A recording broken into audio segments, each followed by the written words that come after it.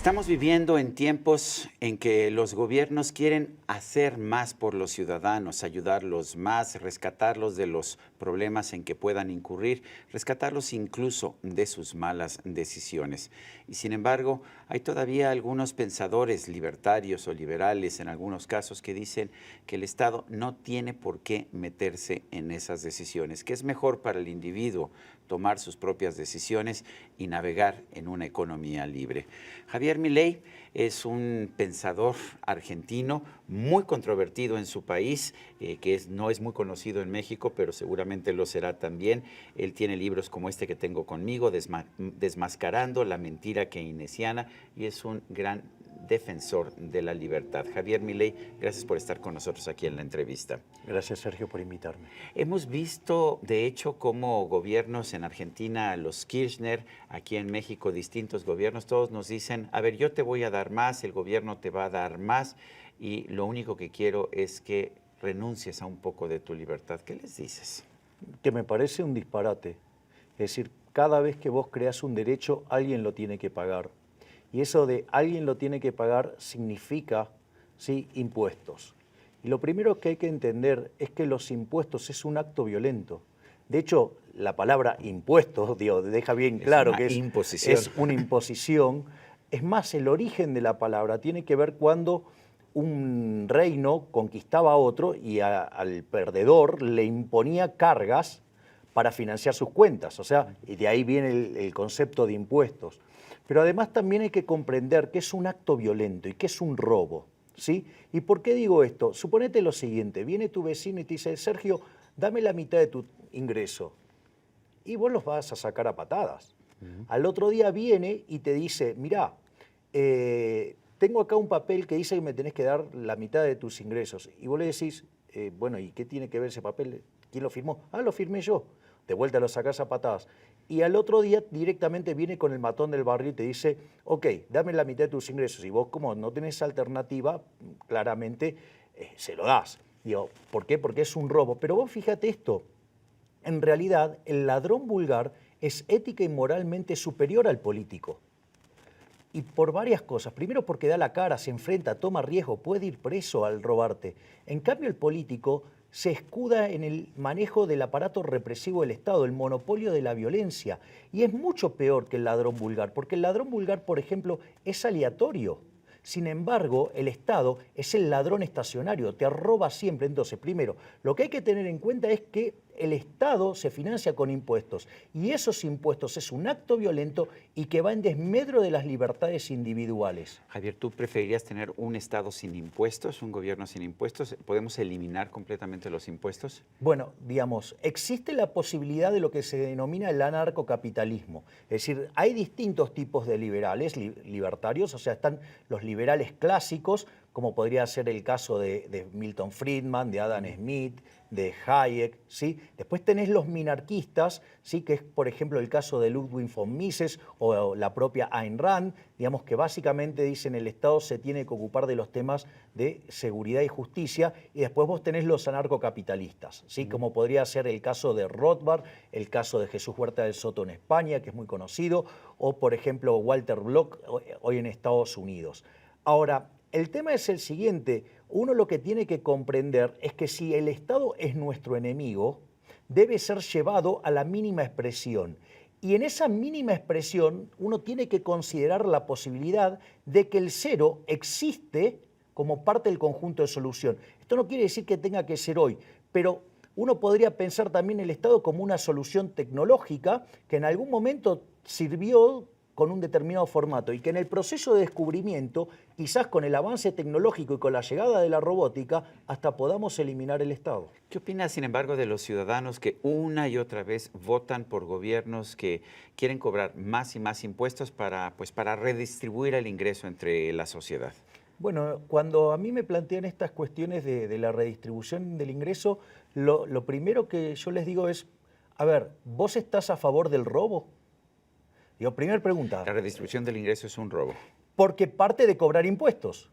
Con lo cual, el primer punto O sea, es... si yo quiero regalar mi dinero, está perfecto. Bueno, pero eso es caridad. Sí, sí. Pero, a ver, yo no tengo problema que vos hagas caridad con tu bolsillo, pero no estoy de acuerdo que vos me quieras imponer tu modelo de sociedad y hacer beneficencia con mi bolsillo, es decir, lo que sería la caridad a punta de pistola. La caridad a punta de pistola no es caridad. Entonces, lo primero que hay que tener en cuenta es que eso se financia con impuestos. Los impuestos son una fuente coactiva de ingresos, implica pérdida de libertades individuales y bien evaluado y llevado a la esencia del evento, es un robo. Primer punto. Entonces, lo primero que le diría, ¿vos estás a favor del robo? Segundo punto. A ver, cuando se habla de las que se llaman las políticas progresivas, ¿sí? De impuestos progresivos. Por ejemplo, lo otro que yo le preguntaría, ¿vos estás a favor de la igualdad ante la ley? ¿De que somos todos iguales frente a la ley? Porque, ¿qué es lo que es un impuesto progresivo? Es cobrar impuestos en función de cuánto vos ganás. Es decir, en la medida que vos sos más exitoso, te castigan más que proporcionalmente. Y ahí empiezan a tallar problemas de construcción teórica. Porque si vos supieras cómo se genera la distribución del ingreso en el sistema capitalista, a nadie se le ocurriría semejante cosa. ¿Por qué? Porque vos en el capitalismo solamente podés ser exitoso sirviendo a tu prójimo con bienes de mejor calidad a un mejor precio. Y eso es lo que te hace digamos, que seas rico, multimillonario, definilo como quieras.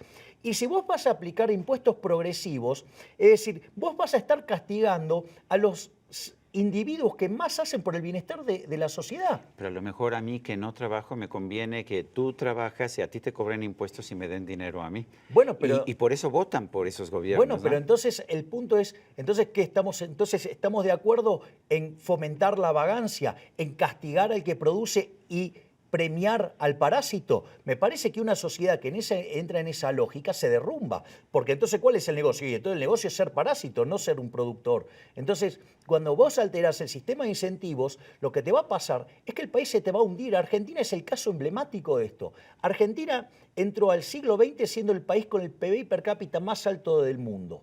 Osciló en la primera mitad del siglo XX entre el quinto y el octavo lugar.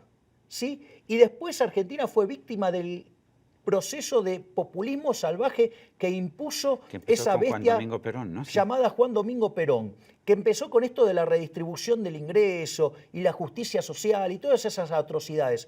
Hoy Argentina es el país número 55 del mundo, casi 60, va oscilando, ¿sí? Y si Argentina en este momento que está sufriendo un ataque especulativo sobre su moneda y termina en una crisis, Argentina va a terminar en el nivel 80. Y te voy a decir algo más todavía, para que se vea la violencia de esto. Cuando uno toma el sector público nacional, nosotros tenemos la dependencia nacional, provincial y municipal, y después los entes autárquicos. Entonces, el gobierno central, digamos, es el sector público nacional. Desde el año 70 a la actualidad, el tamaño del sector público con esta mentira de la justicia social, de la redistribución del ingreso y todas esas manifestaciones nefastas, triplicó su tamaño y el número de pobres se sextuplicó. O sea, no sé, esta idea de que te voy a quitar dinero que trabajas para repartir y tener menos pobres no está funcionando. No, claro que no funciona porque tiene varias cuestiones.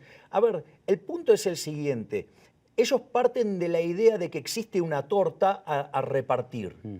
Y en realidad esa torta no existe. Esa torta, digamos, es algo que se va generando en un proceso de descubrimiento. Suponete lo siguiente. La retribución de una empresa. Bueno, una empresa hizo un producto malo y se fue a la quiebra. Entonces hay un proceso de mercado en el cual va descubriendo si su producto funciona o no. En función de eso es como se remuneran a los factores. Digamos, a ver, lo voy a hacer un poquito técnico, pero el salario es el valor del producto marginal del trabajo. Ahora, quiere decir que hay el efecto, la cuestión vinculada al precio del producto que vos estás vendiendo y una cuestión vinculada a la productividad. Si no tenés productividad, tu salario es 0, punto 1, con lo cual no hay lugar para los vagos. O sea, los vagos, claro, por eso no les gusta, porque justamente es un sistema que no podés parasitar al resto. Y después, lo que tiene que ver el precio, ahí entran las preferencias y la escasez. O sea, si vos vas a producir un bien de mala calidad, o no sé, digo, voy a producir vino en una sociedad abstemios. Bueno, digo, vale 0 eso. Entonces, ¿cuánto puedo pagar por el trabajo? Nada. Ahora, si yo, digamos, genero un producto de gran calidad a un precio muy atractivo y soy muy competitivo, bueno, sí, claro, me va a ir bien. Entonces, cuando yo tengo al Estado que me empieza a castigar, o sea, primero lo que quiero decir es que ese ingreso se va generando en el proceso de mercado. Pero si aún existiera esa idea de la torta, el problema es que cuando vos castigues al productor, digamos al empresario, ¿qué es lo que va a pasar? Va a producir menos, con lo cual la torta a repartir va a ser mucho más chica, con lo cual todos van a estar peor. Por eso hay más pobres en Argentina hoy. Exactamente, entonces cuanto vos más profundizás esto, la torta se va a hacer cada vez más chica. Y como además este proceso es un proceso dinámico de descubrimiento, que el mercado, de hecho esto lo decía Hayek, también lo dice Israel Kirchner, es un proceso de descubrimiento, ¿sí? En el cual, digamos, vos vas encontrando, vas tanteando, vas testeando, si te va bien, mejorás por ahí, si te va mal, cerrás y cambiás las decisiones.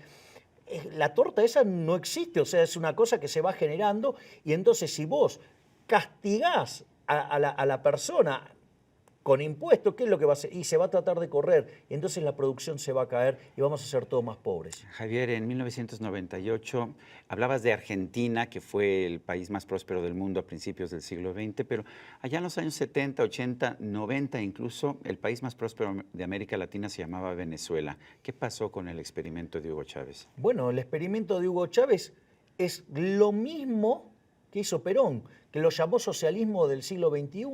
Digamos, nunca termina bien, o sea, el socialismo siempre fracasa. ¿Sí? Porque muchas veces dicen, no, el problema son las personas. Mirá, aun cuando lo aplicara la Madre Teresa de Calcuta siempre va a fallar. El socialismo falla siempre. Aparte, si el Estado fuera bueno, ¿sí? Verdaderamente fuera buena, tengamos 100% de Estado. Y sin embargo esa experiencia la conocemos, se llamó comunismo, fue un fracaso en lo económico, en lo social, en lo cultural y además se cargó más de 100 millones de vidas humanas. O sea, un disparate y funciona siempre mal porque hay lo que se llaman cuestiones estáticas y cuestiones dinámicas. Las cuestiones estáticas tienen que ver con esto de que vos, por ejemplo, tenés que manejar un montón de información. Tendrías que conocer lo que hay en la cabeza de cada uno de los ciudadanos del país, lo cual ya, digamos, o sea, es inviable tener toda esa información. Pero supongamos que la tecnología permitiera que lo tuvieras. Mucha de la información que entra en el proceso económico tiene que ver con qué, con lo que se llama el know-how. Porque, a ver, yo vengo acá, ¿no? Y me siento con Michael Jordan, le digo, a ver, Michael, decime cómo se hano para volcar la pelota. Él me pasa las especificaciones y te digo, toma, Sergio, volcala. Bueno, Digo, no es solo para vos, o sea, yo también tendría el mismo problema. Digo, o sea, entonces, digo, el primer problema es, ok, entonces mucho de la información del proceso tiene que ver con el know-how y eso no lo podés transmitir. Javier Milei, autor de Desenmascarando la mentira keynesiana. Gracias por esta conversación. Gracias a vos, Sergio. Bueno, y a usted, amigo televidente, que hace posible este programa, se lo agradezco también. Esto es todo por hoy, pero no se le olvide. Nos vemos la próxima.